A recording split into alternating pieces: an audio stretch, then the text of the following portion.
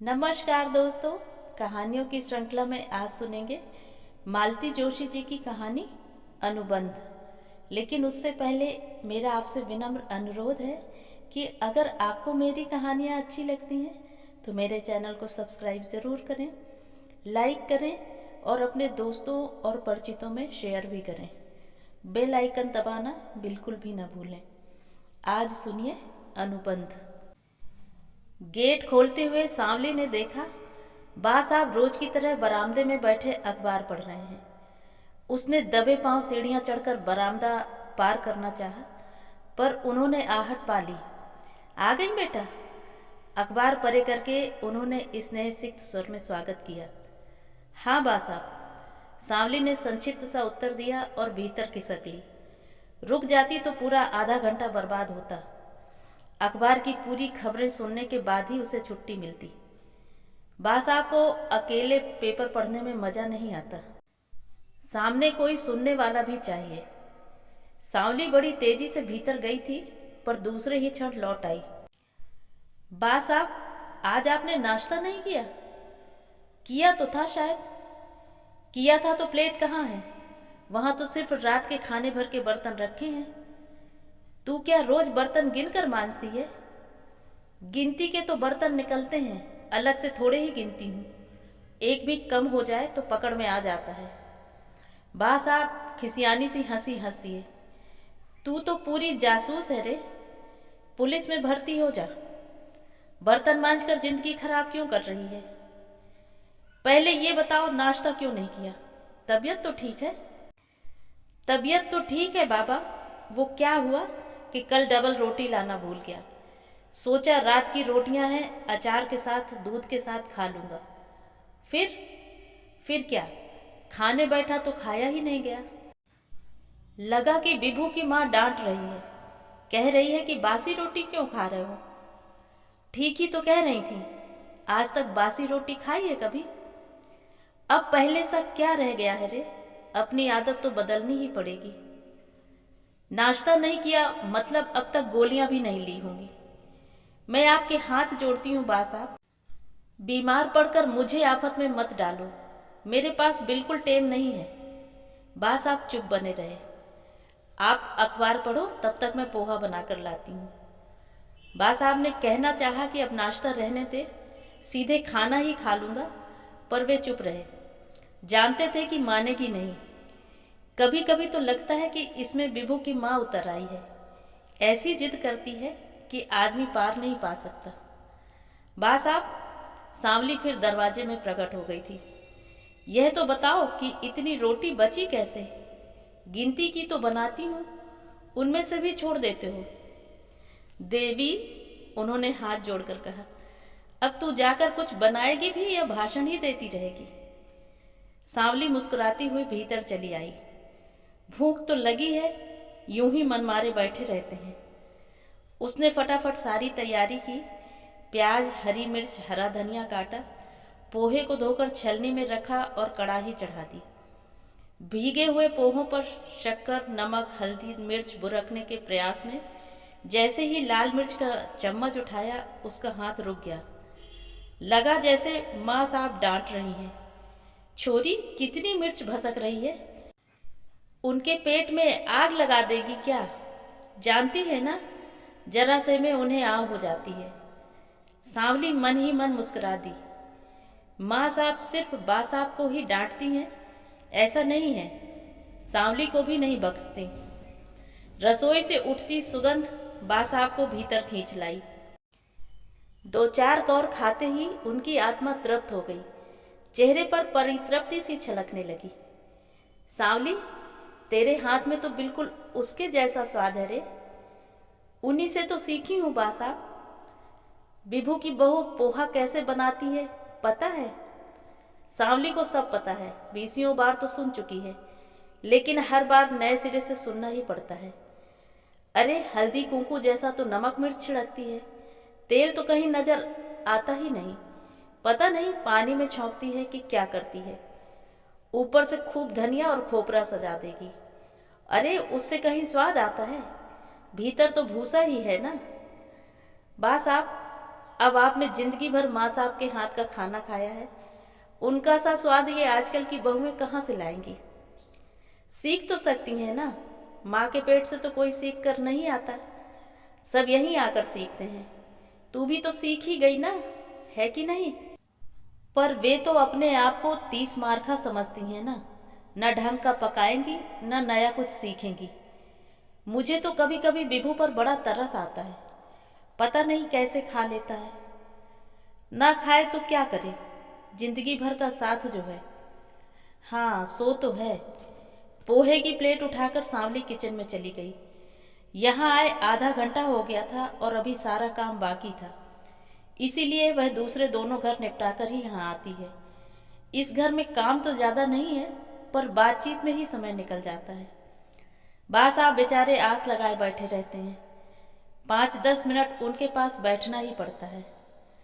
उसने कई बार कहा भी, बा साहब घर में बैठे बैठे बोर होते हो, शाम को कहीं निकल जाया करो ना।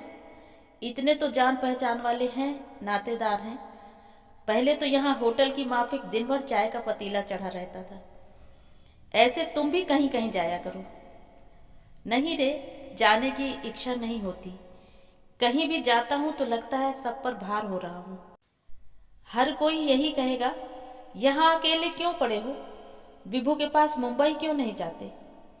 अरे यहाँ पड़ा हूँ तो किसी का क्या लेता हूँ, अपने घर बैठा हूँ, अपनी पेंशन खाता हूँ। पर लोग हैं कि लोग बाग बुरे मन से नहीं बोलते बा साहब, बुढ़ापे में आप अकेले पड़े हो ना, इस वास्ते ऐसा कहते हैं। अरे तो वहाँ कौन सा मेरा संगी साथी बैठा हुआ है। सुबह 8 बजे तक पूरा घर खाली हो जाता है, दिन ढले सब लोग लौटते हैं। आते ही बेटा अखबार लेकर बैठ जाता है, बहू रसोई में लग जाती है, बच्चे टीवी में घुस जाते हैं। रात को बच्चे पढ़ाई में लग जाते हैं, बेटा बहू टीवी के सामने डट जाते हैं। मैं फालतू सामान की तरह एक कोने में बैठा रहता हूँ। यहाँ कम से कम तू ढंग का बनाकर खिलाती तो है।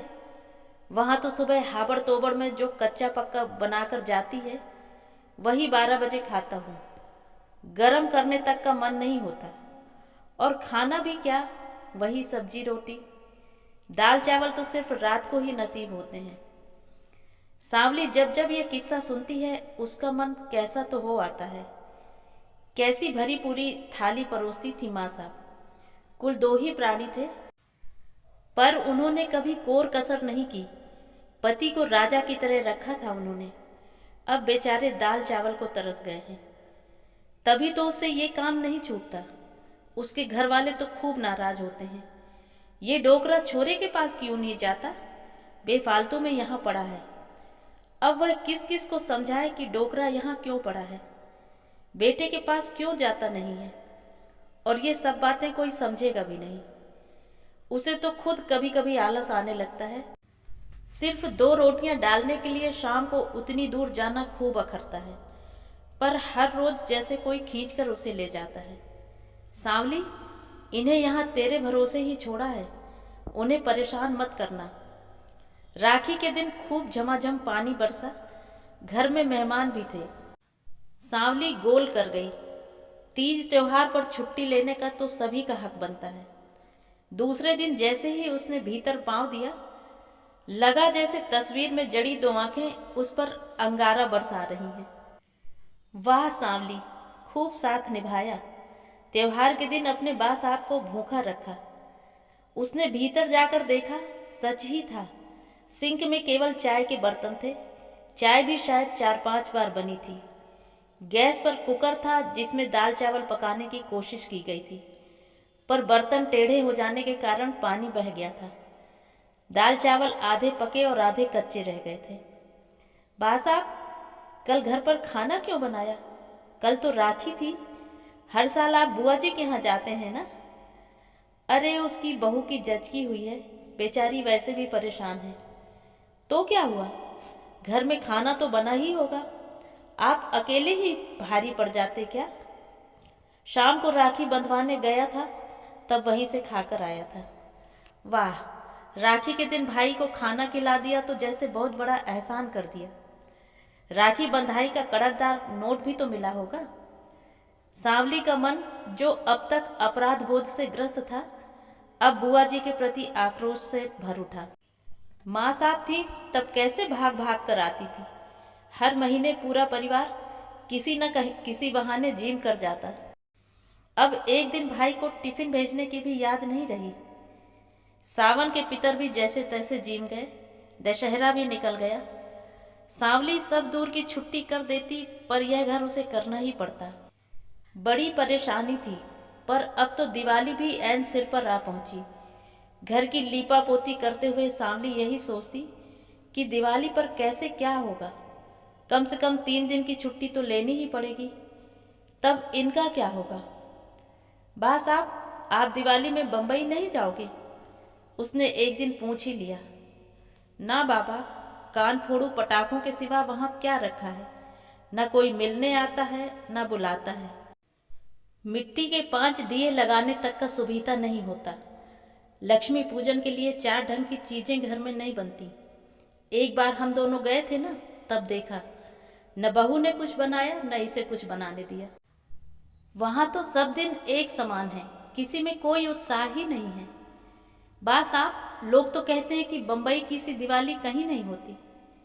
पगली, मैं तो अपने घर की बात कर रहा था। पूरी बम्बई से मुझे क्या लेना देना है। तो उन्हीं लोगों को यहाँ बुला लो ना, रौनक हो जाएगी। बुला लूँगा, तू कहती है तो कल ही फ़ोन कर दूँगा।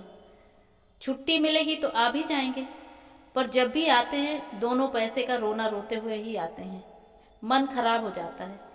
लगता है बच्चों को नाहक तकलीफ दी। डरते होंगे आप कहीं उनसे कुछ मांग न लें। अरे मैं क्या मांगने लगा, उल्टा जाते समय कुछ न कुछ देता ही हूँ, पर वो रोने की आदत पड़ी हुई है ना, इसीलिए सोचता हूँ जो जहाँ है खुश बना रहे। तुम अपने घर में खुश, हम अपने घर में खुश। सांवली सोच में पड़ गई। अब अपनी बात कहे तो कैसे कहे।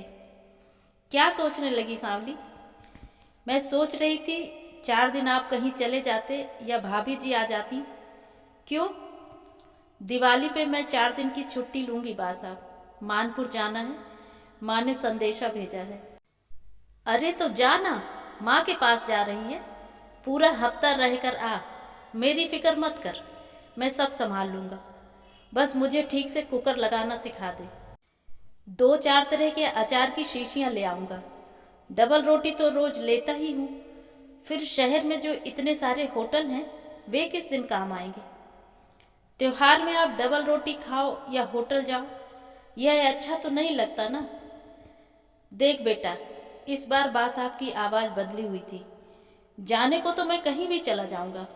पूरे हिंदुस्तान में मेरे रिश्तेदार भरे पड़े हैं, पर यह साल भर का त्योहार है। ऐसे में इसे सूने घर में अकेली छोड़कर कैसे जा पाऊंगा। बच्चे आए या ना आए, मैं तो इसी घर में दिवाली मनाऊंगा। यहीं उसकी तस्वीर के सामने लक्ष्मी पूजन करूंगा। मुझे तो कभी ढंग से पूजा करना आया ही नहीं। वही बगल में बैठकर एक एक चीज पकड़ाती जाती थी, बताती जाती थी कि कब क्या करना है, कैसे करना है। अब भी वही करवाएगी। सांवली की आंखें अनायास ही ऊपर को उठ गईं। लगा कि तस्वीर में जड़ी उन आंखों में एक याचना है, मनुहार है। ज्यादा देर तक वह उन आंखों में झांक न सकी। उसने नजरें झुका ली, पर वह समझ गई कि उसकी छुट्टी मंजूर होने का कोई उपाय नहीं है। उसकी मुक्ति असंभव है। उसे तो त्योहार में भी यहाँ जरूर आना है और घर के मालिक को पूड़ी पकवान बनाकर खिलाना है। जाते हुए एक बार फिर उसकी आंखें तस्वीर से टकराईं, पर इस बार उन आंखों से कृतज्ञता छलकी पड़ रही थी। तो ये थी कहानी। कहानी आपको कैसी लगी? कमेंट करके ज़रूर बताएं।